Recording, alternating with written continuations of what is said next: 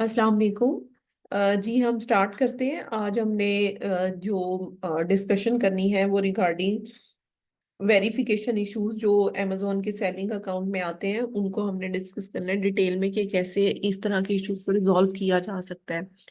US की market और UK की मार्केट दोनों में सेपरेट सेपरेट तरह के इश्यूज हैं जो कि ज्यादातर लोग फेस कर रहे हैं।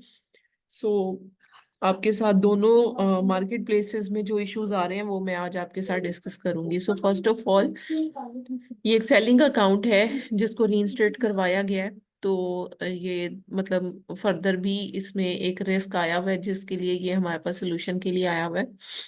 सो फर्स्टली आपको नोटिफिकेशन दिखाती हूँ कि अमेजोन पर जब वेरिफिकेशन का इशू स्टार्ट होता है और अकाउंट जो है वो डीएक्टिवेट हो जाता है तो वो किस तरह से हमें शो होता है। अब आप यहाँ पर देख सकते हो कि अकाउंट है, इसमें नोटिफिकेशन आया हुआ है कि your Amazon seller account has been deactivated and your listing have been removed, funds will not be transferred to you while we will work with you to address this issue। ठीक है, why is this happening? अब यहाँ पर actual reason बताइए कि क्यों section 3 account पर लगी है। रीजन बताइए। We have taken this measure because we need additional documentation to verify your identity. इसमें अमेजोन कह रहा है कि उन्हें फर्दर आइडेंटिटी की वेरिफिकेशन करने की जरूरत है। बाकी ये अमेजोन का सर्विस बिजनेस सोल्यूशन एग्रीमेंट, इसका लिंक यहाँ पर गिवन है, ये मैं ओपन करके आपको दिखा देती हूँ। इसमें बेसिकली बिजनेस सोल्यूशन एग्रीमेंट ही यहाँ पर एप्लीकेबल होता है सेक्शन 3 पर। इसमें बिजनेस सोल्यूशन में एक पॉइंट है जिसका नाम सेक्शन 3 है जो कि एग्रीमेंट होता है जो हम मतलब जब अकाउंट साइन अप करते हैं तो हम कंप्लाई करते हैं। So basically section 3 is just the termination of that contract. तो सेक्शन 3 का ये मतलब है। अब यहाँ पर ये पूरा मतलब इसमें टर्म्स एंड कंडीशन जो मैंने आपको पॉलिसीज का वो दिया हुआ है उसमें ये कंप्लीट लाइक गिवन है, तो आप इसको एक दफा डिटेल में रीड आउट कर लीजिएगा और जो इसमें प्रॉब्लम हुई या कोई क्वेश्चंस हुए आपके इससे रिगार्डिंग तो वो आप मेरे से डिस्कस कर लीजिएगा। एनीवेज, अब amazon क्या कह रहा है, how do I reactivate my account. मैंने अब अकाउंट किस तरह से रीएक्टिवेट करना है वो यहाँ पर गिवन है। एक मिनट वेट कीजिएगा काइंडली।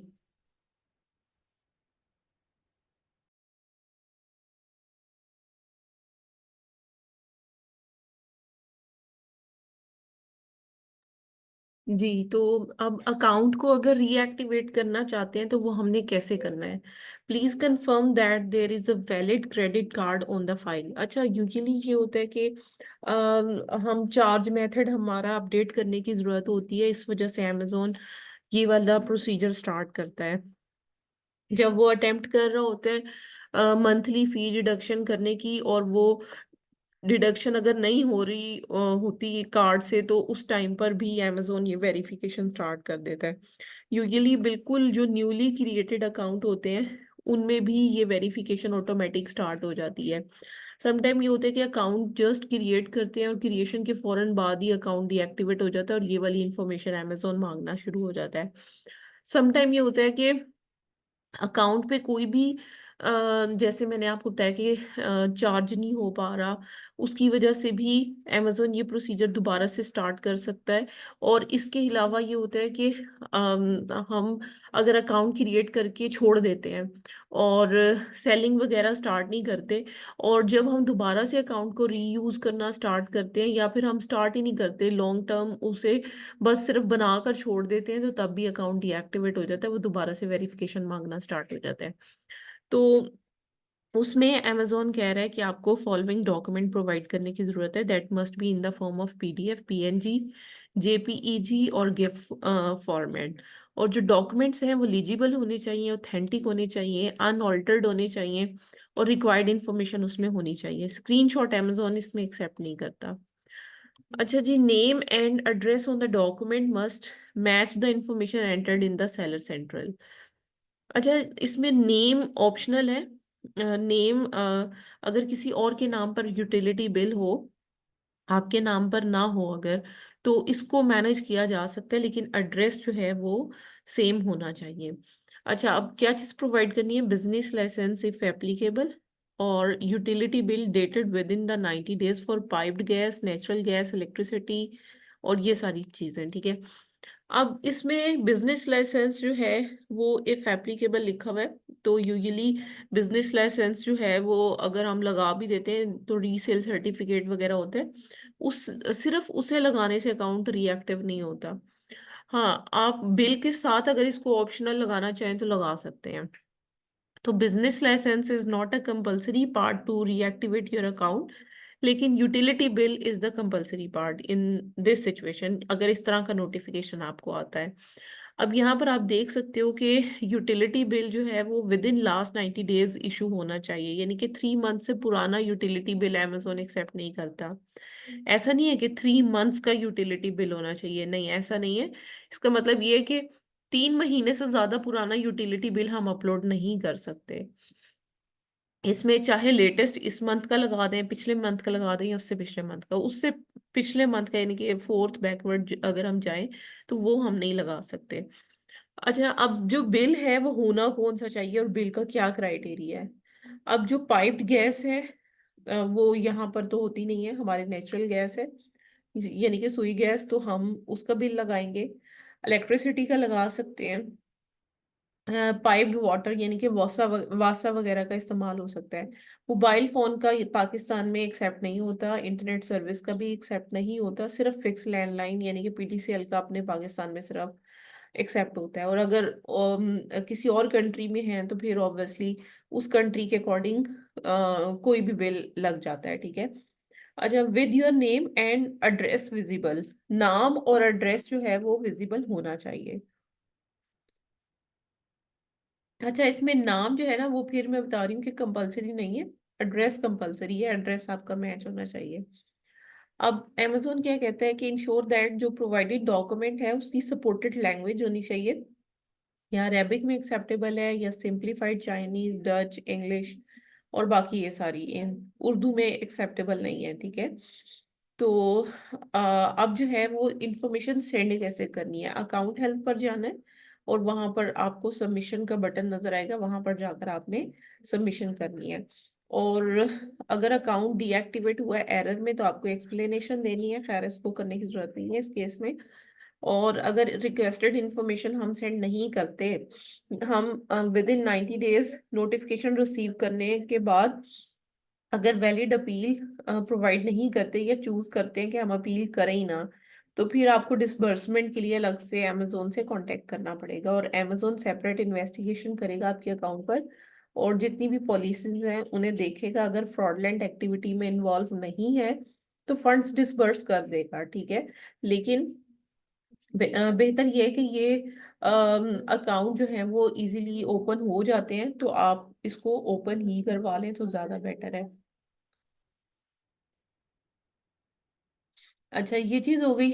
अब इस तरह के केस में आपको ये पता होना चाहिए कि जो एड्रेस होते हैं अमेजोन पे, जब हम अकाउंट क्रिएट कर रहे होते हैं तो दो तरह के एड्रेसेस होते हैं।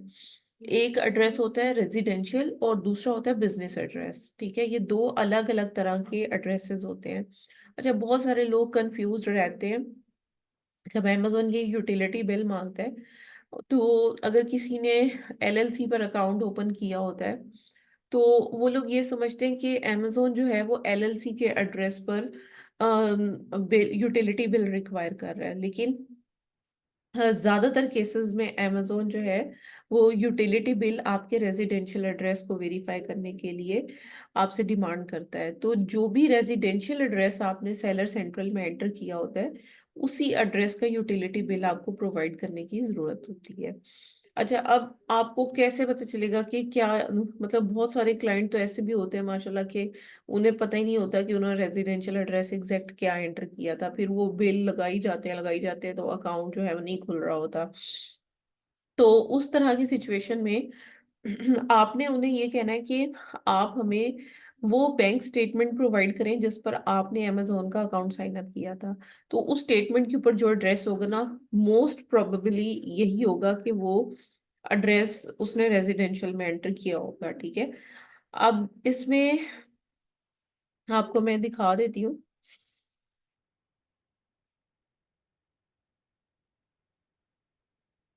अकाउंट जब आप मेन अकाउंट से आपको पता चलेगा, जो दूसरा अकाउंट है चाइल्ड, उसमें ये वाले ऑप्शंस की एक्सेस अब नहीं मिलती, ठीक है। अब इसके बाद देखिए यहाँ पर बिजनेस इंफॉर्मेशन पे आप क्लिक करेंगे।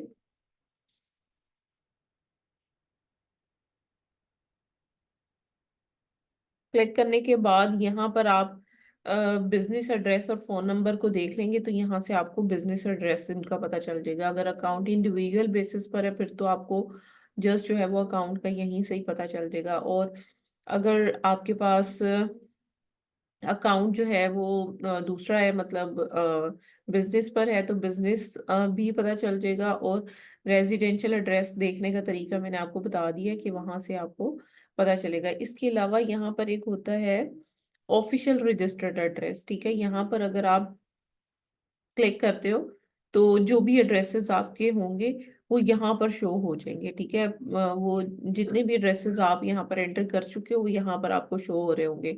तो यहाँ से आप एड्रेस को देख सकते हो, ठीक है। जब आप एड्रेसेस को मैनेज कर लोगे, देख लोगे, तो उसके बाद फिर आप क्या करोगे कि अकाउंट पर मतलब सेल वगैरह जो है वो करना स्टार्ट करोगे। तो मतलब ये कि बिल आप तब तक जमा नहीं करवाओगे जब तक आप सारी इंफॉर्मेशन को एक दफा क्रॉस मैच ना कर लो। जब आप क्रॉस मैच कर लोगे ना सारी इंफॉर्मेशन को, फिर आपको सबमिशन करवाने की जरूरत होगी।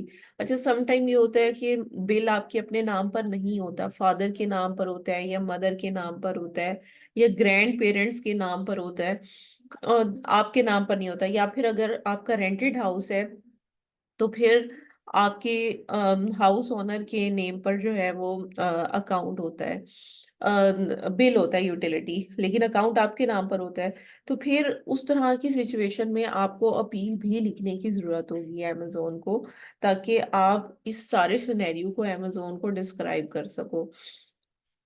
तो आप वेट करें, मैं आपको अपील शेयर करती हूँ, उसके बाद हम इस पे फर्दर डिस्कशन स्टार्ट करते हैं। जी, तो जो कंज्यूमर एक्ट की डीएक्टिवेशन है उसको हम यहाँ पर डिस्कस कर रहे हैं। सो इसमें आप देखो कि इन्फॉर्म कंज्यूमर एक्ट के तहत ये 27 जून 2023 से एप्लीकेबल हुआ, जिसमें जितने भी high volume third party sellers हैं जो कि अमेजोन के यूएस स्टोर पर सेलिंग करते हैं बाय लॉ, उन्हें अमेजोन को इंफॉर्मेशन प्रोवाइड करनी है। और अमेजोन उनकी इंफॉर्मेशन को कलेक्ट करेगा, वेरीफाई करेगा और डिस्क्लोज करेगा सर्टेन स्पेसिफिक इंफॉर्मेशन को उनके बिजनेस के बारे में। यूजुअली ये वाली वेरिफिकेशन किस वजह से स्टार्ट हुई थी, इसका मैं थोड़ा सा बैकग्राउंड आपको बता देती हूँ। कि लोगों ने एक दूसरे की इंफॉर्मेशन को मिसयूज करना स्टार्ट कर दिया था, कि वो किसी के नाम पर भी ऐसे अकाउंट बना लेते थे और उसको कंटिन्यू कर लेते, या किसी के एड्रेस को ऐसे इस्तेमाल कर लेना। तो अमेजोन ने फिर इस चीज़ को वेरीफाई करने के लिए email, phone number, business address और इसके अलावा आपकी कुछ इंफॉर्मेशन को अमेजोन ने जो है पर्सनल आइडेंटिटी और बैंक स्टेटमेंट वगैरह को अमेजोन ने वेरीफाई करना स्टार्ट किया। तो इसमें फिर अमेजोन इस इंफॉर्मेशन को करंट नोट आपसे इंफॉर्मेशन मांगता है और नोटिफाई करता है कि आपकी अगर इंफॉर्मेशन अगर कोई चेंज हुई है तो आपको न्यू इंफॉर्मेशन वेरीफाई करानी है। समटाइम ये था, बल्कि मोस्ट ऑफ द टाइम ये हो रहा था कि लोग अकाउंट क्रिएट करते थे और आगे सेल आउट कर देना। चला कोई रहा है, बना किसी के नाम पे हुआ है, मतलब वो ट्रांसफर वगैरह नहीं हो रहे थे, जिसकी वजह से बहुत सारे अकाउंट्स इस तरह से बंद हुए जो कि इस तरह से रन हो रहे थे। उसमें ये था कि ऑनर अवेलेबल ही नहीं था, पता ही नहीं था वो किधर है किधर नहीं है। तो फिर अकाउंट जो है वो बहुत सारे डीएक्टिवेट हुए। तो अब ये है एनुअल बेसिस पर ये इंफॉर्मेशन जो है वो अमेजोन अब चेक करता रहेगा। अब इसमें जो है बाय लॉ जो है थर्ड पार्टी सेलर जो कि 12 मंथ पीरियड में या लास्ट 24 मंथ्स में 200 आइटम सेल आउट कर चुके हैं, चाहे वो न्यू हो चाहे वो अनयूज प्रोडक्ट्स हो, और उससे वो $5,000 या उससे ज़्यादा का रेवेन्यू जनरेट कर चुके हैं, तो उसमें उन सब अकाउंट्स पर इन्फॉर्म कंज्यूमर एक्ट लगा था, ठीक है। और इन्फॉर्म कंज्यूमर एक्ट में क्या इंफॉर्मेशन चाहिए होती है, अमेजोन आपसे कलेक्ट करता है सेलर का name, government issue identity document, business address, bank account की information, working email address, phone number और टैक्स आइडेंटिफिकेशन नंबर। ये सारी चीजें अमेजोन आपको लीगली ऑथराइज करने के लिए ये चीजें डिमांड करता है। और इन मोस्ट केसेस अगर आप ऑलरेडी ये कंप्लीट कर चुके इन्फॉर्मेशन तो दोबारा देने की जरूरत नहीं है जब तक आपकी इन्फॉर्मेशन चेंज ना हो। अगर आपकी इन्फॉर्मेशन चेंज होती है then you need to provide all the details again, ठीक है। तो ये इसकी वजह से भी बहुत सारे अकाउंट जो हैं वो डीएक्टिवेट हो रहे हैं। अब ये वाला अकाउंट भी अगर आप देखो तो ये रिस्क ऑफ डीएक्टिवेशन पर है, लेकिन इसका जो बाकी का प्रोसीजर है वो हमने कंप्लीट करवा दी है। जैसे कि आप यहाँ पर देख सकते हो कि आइडेंटिटी कंप्लीट हो गई, फोन नंबर कंप्लीट हो गया, बैंक अकाउंट इनका जो है वो इन प्रोग्रेस है, बाकी चीज़ें इनकी कंप्लीट हो गई हैं। तो इसके लिए बस ये था कि आइडेंटिटी में डॉक्यूमेंट अपलोड करना था, फोन नंबर पे ओटीपी आता है उसको वेरीफाई करना था, बिजनेस एड्रेस पर एक ओटीपी आता है वो ओटीपी एंटर करना होता है, टैक्स आईडी नंबर के लिए आपको डॉक्यूमेंट आईआरएस का अपलोड करना होता है अगर ये एलएलसी बेस्ड अकाउंट है, ये एलएलसी बेस्ड अकाउंट है। उसके बाद बैंक अकाउंट जो है उसमें बैंक की स्टेटमेंट लगानी होती है आपने और फिर ये वेरीफाई होती है। तो ये कंज्यूमर एक्ट था जो कि मैंने आपको डिटेल में गाइड कर दिया है। अब आपके जो भी क्वेश्चंस हैं इन दोनों टॉपिक से रिलेटेड वो आपने वन बाय वन मेरे से पूछने हैं।